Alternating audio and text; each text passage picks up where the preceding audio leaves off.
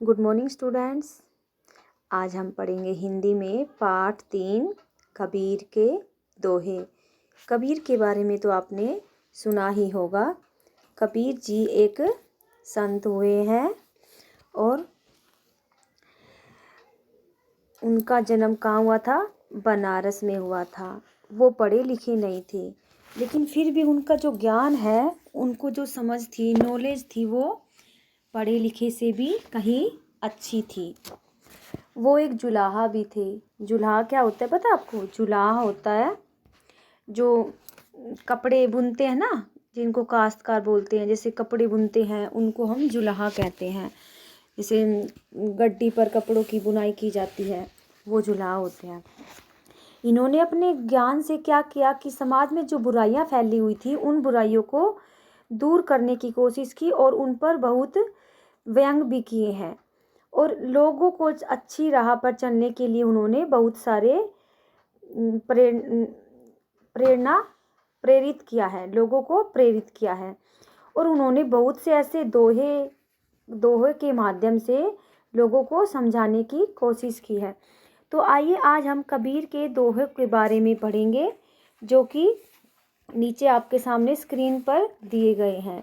कबीर के दोहे तो मैं आपको एक बार पढ़ के सुनाती हूँ, ध्यान से सुनिए। नंबर 1 है, गुरु कुम्हार शीश कुंभ है, घड़ी घड़ी काटे खोट। गुरु कुम्हार शीश कुंभ है, घड़ी घड़ी काटे खोट। अंतर हाथ सहार दे, बाहर बाहे चोट। अंतर हाथ सहार दे, बाहर बाहे चोट। देखो कितनी अच्छी बात बताई गई है इसमें जो गुरु और शिष्य हैं, उनके रिश्ते के बारे में बताया गया है। जैसे एक टीचर और एक बच्चा होता है, जब स्कूल में पढ़ने वाला जो स्टूडेंट्स होता है, उसके बारे में देखो कितनी अच्छी बात बताई गई है। कबीर जी कहते हैं कि गुरु और शिष्य होते हैं जो छात्र पढ़ने वाले बच्चे, उनका रिश्ता उस कुम्हार के घड़े के समान होता है। जैसे कुम्हार और एक घड़ा, कुंभ क्या होता है? कुंभ होता है घड़ा। काटे खोट, घड़ी घड़ी काटे खोट। जिस प्रकार एक कुम्हार घड़े को पीट पीट कर, घड़ी घड़ी क्या होता है? जिसे उसकी पिटा मतलब उसको घड़ते हैं ना, कुम्हार अपनी चक्की पर उसको घड़ता है, उसको कहते हैं घड़ी घड़ी काटे खोट। तो कुम्हार अपने घड़े को गड्डी पर घड़ घड़ कर उसकी जो कमियां होती है, खोट क्या होता है? कमियां, तो उसके खोट को निकाल देता है। और अंतर हाथ सहार दे, हाथ अंदर लगाकर वो उसकी थप थप करता है।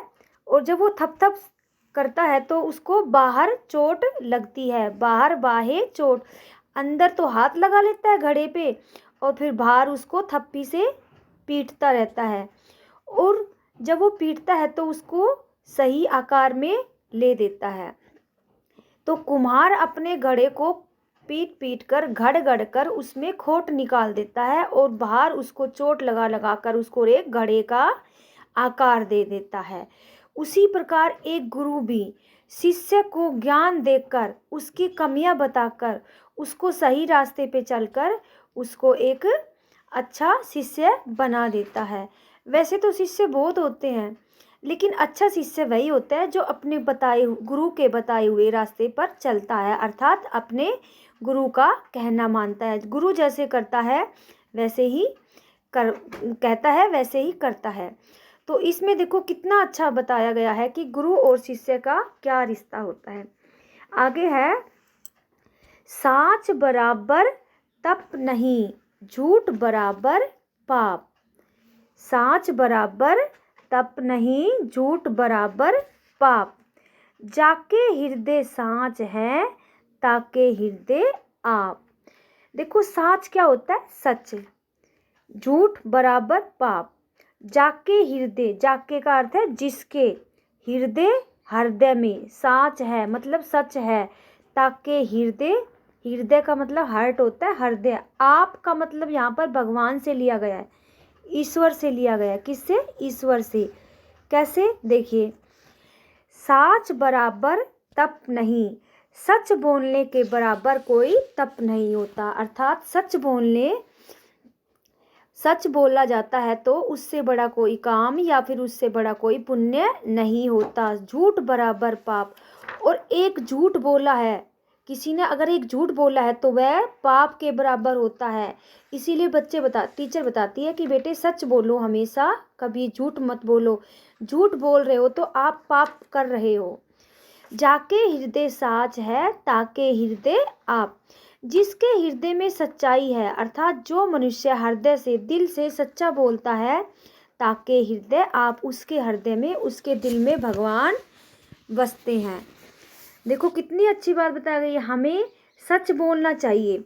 सच बोलना बहुत पुण्य का काम होता है, उससे बड़ा कोई काम नहीं होता। और जो झूठ बोलता है वो तो पाप का भागी बनता है, क्योंकि जो मनुष्य सच बोलता है उसके हृदय में ही भगवान रहते हैं। नेक्स्ट है, ऐसी वाणी बोलिए मन का आपा खोए, औरन को शीतल करे आपू शीतल होए। इसमें देखिए हमारी बोली के बारे में बताया गया है कि हमें ऐसी वाणी, ऐसी बोली बोलनी चाहिए कि मन का आपा होता है मन को गर्व, क्या होता है, गर्व, मन को गर्व हो कि हाँ मैं सच बोलता हूँ, मैं कभी झूठ नहीं बोलता। औरन को शीतल करे आपू शीतल होए। जिस प्रकार हम पेड़ में पानी डालते हैं, उसको पानी देते हैं, खाद डालते हैं, और फिर वो बड़ा होकर हमें छाया, फल फूल आदि देता है, तो वो हमारे लिए ही तो देता है, हमें ही तो कर देता है, अपने आप तो खाता नहीं है। तो इसलिए कहा गया कि औरन को शीतल करे आपू शीतल होए। जब हम अपना काम करेंगे तो हम किसी दूसरे को शीतल करेंगे, किसी दूसरे का कार्य करेंगे, तो हम अपने आप ही अपना कार्य बन जाता है। तो इसमें कहने का भाव यही है कि हमें ऐसे कार्य करने चाहिए जो दूसरे लोगों को परेशान ना करे, दुख न पहुँचाए। तो हमें ऐसी कोई भी बात नहीं बोलनी चाहिए जो दूसरों को दुख पहुँचाए, कोई किसी का मन दुखे। तभी तो कहा गया कि ऐसी वाणी बोलिए, मीठी बोली बोलोगे तो आपको अपने आप पर गर्व होगा। और हम जब अपना कोई अच्छा काम करेंगे, किसी दूसरे के लिए भी करेंगे, तो वो हमारा ही काम बनेगा। नेक्स्ट है, बुरा जो देख मैं चला बुरा न मिलिया कोय। जो दिल खोजा आपना मुझसे बुरा न कोय। जब मैंने संसार में बुराई देखने के लिए खोज की, बुराई देखना चाहा, तो मुझे कोई भी बुराई नहीं मिली। जो दिल खोजा अपना, और जब मैंने अपने दिल के अंदर झांक के देखा तो मुझसे बुरा कोई नहीं मिला। अर्थात जो काम हम करते हैं वो हमें सोच समझ कर करना चाहिए, क्योंकि अगर हम बुरे काम करते हैं तो सबसे पहले हमारा अपना खुद का बुरा होता है, और हमसे बुरा कोई नहीं होता। हमें दूसरों में कमियां निकालने से बेटर है कि हम अपनी कमियों को सुधारें। जब तक हम अपने अंदर झांककर अपनी कमियों को दूर नहीं करेंगे, तब तक हम दूसरों में कमियां निकालते रहेंगे। तो ये गलत होता है। पहले अपने कमियों को दूर करें। जब अपनी कमी दूर हो जाएगी तो सामने वाला अपने आप अपनी कमी अपने आप दूर कर लेगा। तो यही कहने का भाव है कि हमें अपने अंदर झांककर अपनी बुराइयों को दूर करना चाहिए। बड़ा हुआ तो क्या हुआ जैसे पेड़ खजूर, बड़ा हुआ तो क्या हुआ जैसे पेड़ खजूर। पंथी को छाया नहीं फल लागे अति दूर। इन लाइनों में कबीर जी ने एक पेड़ के बारे में बताया गया है, जो एक इंसान, एक मनुष्य से संबंध होता है उसका। कैसे? बड़ा हुआ तो क्या हुआ जैसे पेड़ खजूर। अगर इंसान बड़ा बन जाए, जैसे एक खजूर का पेड़ बड़ा होता है, उसी प्रकार एक इंसान जब बड़ा बन जाता है तो उसको अभिमान हो जाता है। पंथी को छाया नहीं फल लागे अति दूर। जैसे इंसान बड़ा तो बन गया है, जिस प्रकार एक खजूर का पेड़ बहुत बड़ा होता है, लेकिन उसके जो फल होते हैं वो बहुत ही ऊंचे होते हैं, बहुत ही दूर होते हैं, और जब पेड़ पत्ते सबसे ऊपर होंगे, पेड़ इतना बड़ा है तो वो किसी को छाया कैसे देगा? किसी को भी छाया नहीं देगा। बाकी अगर हम पेड़ों को देखें, नीम का पेड़, अंगूर का पेड़, वो पेड़ हमें छाया देते हैं। क्यों? क्योंकि उनके पेड़ पत्तियाँ, फूल पत्तियाँ, फ्लावर वो बहुत पास होते हैं और वो लोगों को छाया देते हैं। लेकिन खजूर का पेड़ होता है, वो बहुत ऊपर होने के कारण उसके फूल वो छाया नहीं देता। तो उसी प्रकार एक मनुष्य भी चाहे कितना भी बड़ा बन जाए, लेकिन वह ज्ञान में भगवान से छोटा ही होता है। अगर हम भगवान को नहीं मानेंगे, अपने ज्ञान को भगवान के अंदर नहीं समर्पण करेंगे, तब तक हम भगवान के नीचे ही हैं। जिस प्रकार एक मनुष्य भगवान के चरणों में रहता है, उसी प्रकार हमें अपने कार्य को, अपने ज्ञान को बढ़ाना चाहिए और लोगों की सेवा करनी चाहिए। आज के लिए का इतना ही है। नेक्स्ट दोहे हम आगे के दोहे हम कल की क्लास में पढ़ेंगे।